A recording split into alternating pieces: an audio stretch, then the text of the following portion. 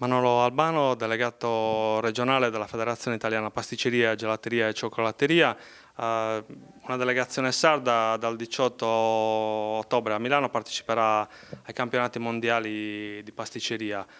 Con quale spirito, con quali obiettivi? Allora, finalmente dopo 6 anni riusciamo a presentare a Host Milano, una delle fiere più prestigiose del nostro settore, una torta che parla della Sardegna. Una torta di una certa altezza, siamo quasi sul 1,60 m, 1,70 m, dove è anche poco lo spazio, perché per parlare di Sardegna non bastano questi spazi. È una torta che è stata decorata a vari modi di decorazioni, partiamo dalla pasta a zucchero, abbiamo un painting, abbiamo vari modi di parlare di questa Sardegna. Sì, una delle cose più affascinanti in questo periodo per poter fare questa torta è stato poter conoscere persone delle loro capacità.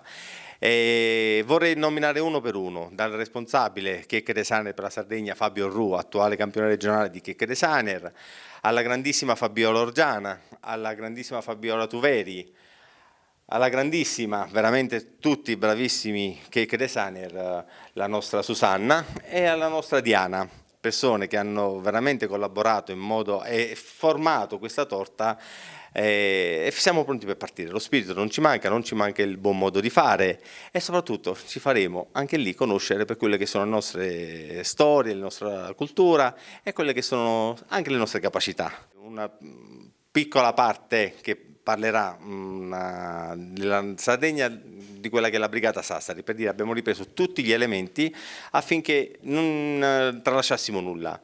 Un'altra cosa fondamentale è tra le chiacchiere sane che sono qui presenti ne mancano due, che sono Laura De Riu e Sarazzeni, che in questo momento erano impegnati nei laboratori e non sono riusciti a venire.